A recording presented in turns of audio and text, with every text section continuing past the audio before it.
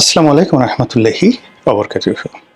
সম্মানিত দর্শক, আজকে যে বিষয়টি নিয়ে আলোচনা করব, কোনো রকম ভূমিকা না টেনে সরাসরি আলোচনা করব।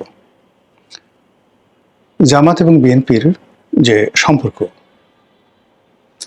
যেটি পার্লামেন্টে আপনারা যেটিকে দহরম মহরম দেখছেন, কিংবা অতীতের স্মৃতিতে যদি আপনি ফিরে যান, তাহলে যেখানে আপনি দেখবেন জামাত এবং বিএনপি ভাই ভাই, জামাত এবং বিএনপির ঐক্যমত্যে সরকার, সেই জিনিসটি নষ্ট হয়ে গেছে। জামাত কৌশলী একটা দল, সারাটা জীবন তারা কৌশল করে সফলতা লাভ করেছে। তারা যত যুদ্ধ করেছে এগুলো গোপনে করেছে। 1971 সালে কেবলমাত্র তারা প্রকাশ্যে যুদ্ধ করেছে। এর বাইরে 1947 থেকে আজকের অবধি তাদের সকল যুদ্ধগুলো, প্রতিবাদগুলো গোপনে করেছে, রাতের আধারে করেছে, এবং তারা শরীরের চাইতে মনকে, শরীরের চাইতে ব্রেনকে বেশি ব্যবহার করেছে। কাজেই বর্তমান জমানাতে তারেক রহমান সাহেবের সঙ্গে জামাতের আমিরের ব্যক্তিগত সম্পর্ক, সালাউদ্দিন সাহেবের সাথে জামাতের আমিরের বা জামাতের সভাপতির কুশল বিনিময়, এটা জামাতের একটা কৌশল। কিন্তু বাস্তবতা হলো যে এই দুটো রাজনৈতিক দল, এদের মধ্যে বিভেদ এবং সংবাদ একেবারে চরম আকার ধারণ করেছে, এবং এটা নিষ্পত্তি হওয়ার নয়। এটি মানে কোনো অবস্থাতে এখানে সমঝোতা সম্ভব নয়। এর কারণ হলো আপনার তলোয়ার দুটো, কিন্তু তলোয়ারের খাপ হলো একটা। আপনি যে কোনো একজনের মধ্যে ঢুকতে পারবে। সিংহাসন, পৃথিবীতে হাজার হাজার ইতিহাস রয়েছে যেখানে 4-5 ভাই মিলে একজনকে বিয়ে করেছে, বউ বিয়ে করেছে, প্রেমিকাকে প্রেমিকরা ভাগ করেছে, অথবা প্রেমিক একজন পুরুষ আছে, 4 জন নারী আছে, এই একজন পুরুষকে 4 জন নারী সময়ের প্রয়োজনে মেনে নিয়েছে। এমনি কিন্তু আপনি আমাদের স্বাভাবিক সমাজে এটি হয় না, মানে 4 বউ একসাথে একজন জামাইকে মেনে নেয় না। কিন্তু সময়ের প্রয়োজনে যখন পুরুষ থাকে একজন, 4 জন নারী অসহায়, তখন তাদের প্রয়োজনে তারা সেটাকে মেনে নেয়। অথবা একটা পুরুষ, 4 জন পুরুষ বা 5 জন পুরুষ, তাদের একজন স্ত্রী থাকবে, পালাক্রমে তারা তাদের স্ত্রীর কাছে যাবে, একদিন একজন, আরেকদিন আরেকজন। এটা কোনো অবস্থাতেই আমাদের এই সমাজে কল্পনা করা যায় না, কিন্তু এই ঘটনা এখনো ঘটছে পৃথিবীতে, আর অতীতে অহরহ ঘটেছে। এবং প্রায় কয়েক হাজার বছর ধরে মাতৃতান্ত্রিক সমাজে এইভাবে নারীরা অ্যাবসলিউটলি স্বাধীন ছিল, তারা একাধিক পুরুষদেরকে বিয়ে করত। তো এই যে সময়ের প্রয়োজনে যা কিছু অসম্ভব ঘটে, এর মূল কারণটা হলো ক্ষুণ্ণিবৃত্তি, ক্ষুধার চাহিদা। ক্ষুধার প্রয়োজনে মানুষ এই কাজগুলো, অসম্ভব কাজগুলো করে। কিন্তু যখন ক্ষুধা নিবৃত্ত হয়ে যায়, প্রয়োজন ফুরিয়ে যায়, তখন আর সেই জিনিসগুলো তারা থাকে না, তখন তারা স্বাভাবিক অবস্থায় চলে আসে। তো জামাত এবং বিএনপির যে সম্পর্কটি, এটি ছিল প্রয়োজনের তাগিদে, সময়ের প্রয়োজনে।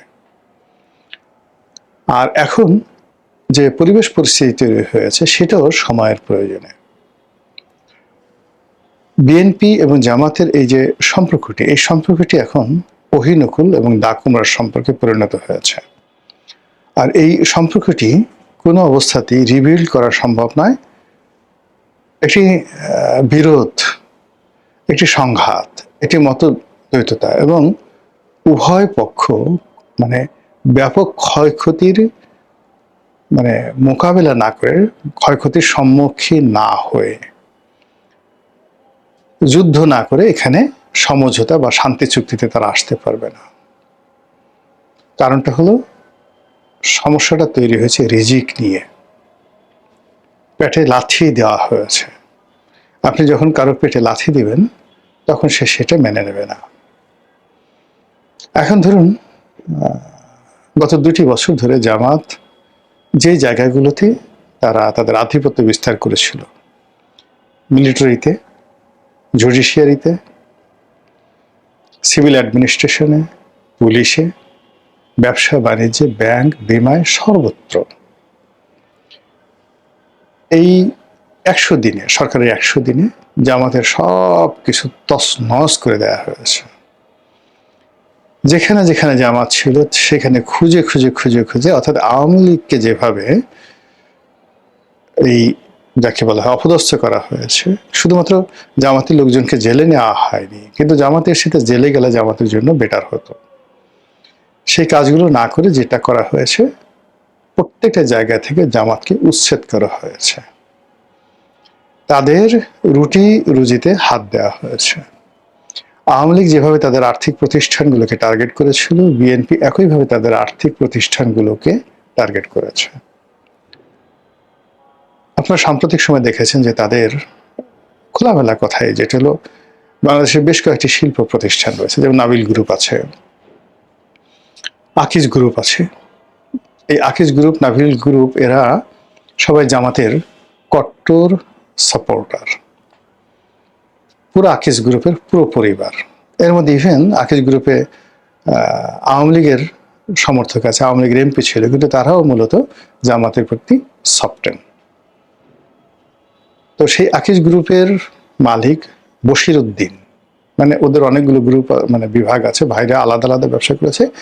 এই যে বশির উদ্দিনকে যে বাণিজ্য উপদেষ্টা বানানো হলো, এটা মূলত জামাতের তদবিরে। জামাতকে যারা বিভিন্ন সময় সবচেয়ে বড় অঙ্কের টাকা ডোনেট করে, তার মধ্যে আকিজ গ্রুপ অন্যতম, এবং তার মধ্যে এই আদ্দিন হাসপাতালের যে মালিক, যে ভদ্রলোক আছেন, তিনি জামাতের প্রধানতম ডোনার। আর সেই আদ্দিন হাসপাতালের ভিতরে একটা মসজিদ আছে, এবং সেই মসজিদের খতিব হলো এই যে এখন যে এমপি হয়েছে, যাকে আমরা রাশ্মিকা মান্দানা বলে ঠাট্টা বস্কারা করি, আমির হামজা।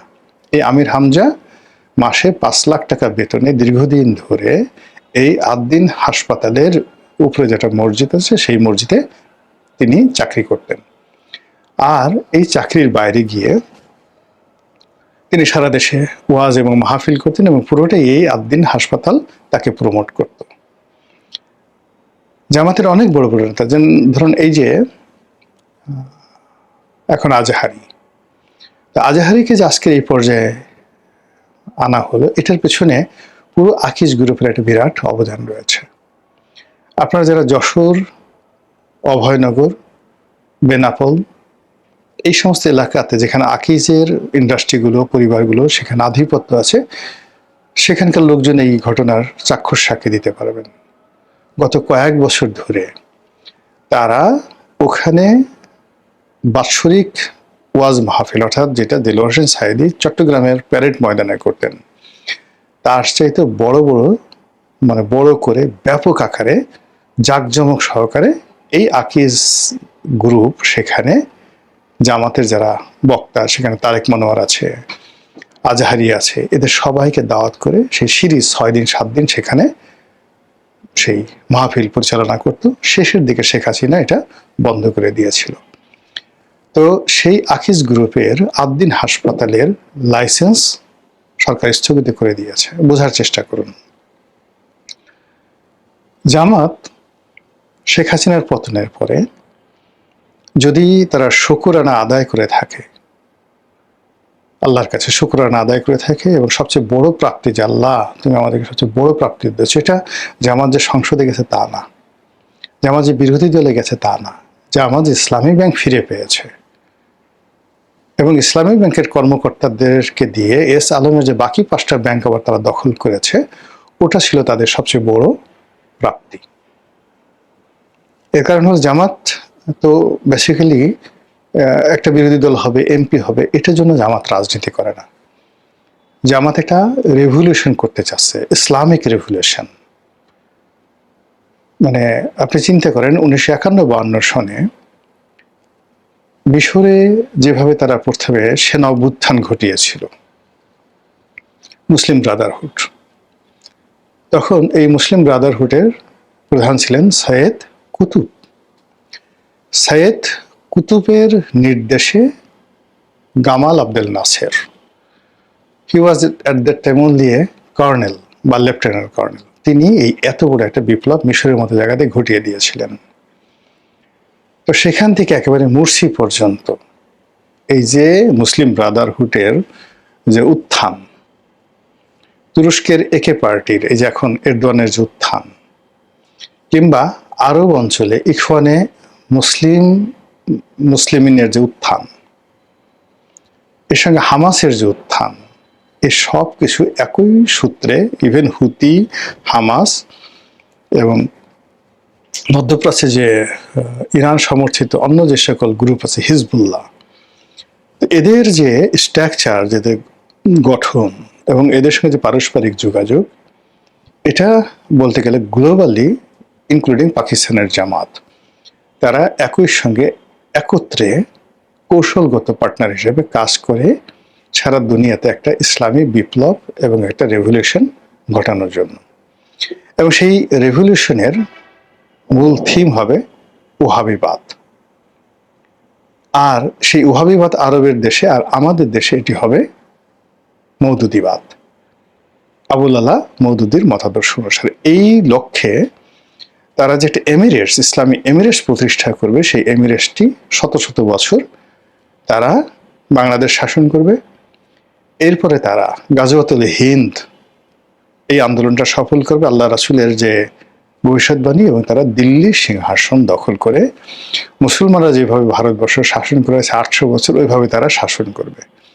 তো সেই যে তাদের যে চিন্তা চেতনা, সেই চিন্তা চেতনার জন্য হয়তো 100 বছর সময় লাগবে, হয়তো 200 বছর সময় লাগবে, সেভাবে তারা কাজ করছে। তো সেই ক্ষেত্রে এই যে পার্লামেন্টে দাঁড়িয়ে ডক্টর শফিক বক্তব্য দিচ্ছেন, বা বিরোধী দলীয় নেতা হচ্ছেন, 78 জন এমপি হচ্ছেন, এটা তাদের গোল নয়, এটা তাদের মিশন নয়, এটা তাদের ভিশন নয়, এটা তাদের জাস্ট একটা, আপনি বড় একটা বাড়িতে দাওয়াত খাবেন, বাড়িতে গেছেন, লোকজন ঢোকার সাথে সাথে আপনাকে একটু লেবুর শরবত এনে দিল, এবারে যে পার্লামেন্টে যেটা ঢুকলো এটা একটা লেবুর শরবত। কাজে এই লেবুর শরবত পেয়ে সে তার যে মেইন ডিশ, সেই মেইন ডিশটা সে ভুলে যাবে না, বরং এই লেবুর শরবত তার ক্ষুধা আরও বাড়িয়ে দেয়। প্রচণ্ড ক্ষুধার মধ্যে আপনাকে যদি কেউ শরবত খাওয়ায়, আপনার আরও খেতে ইচ্ছা করবে।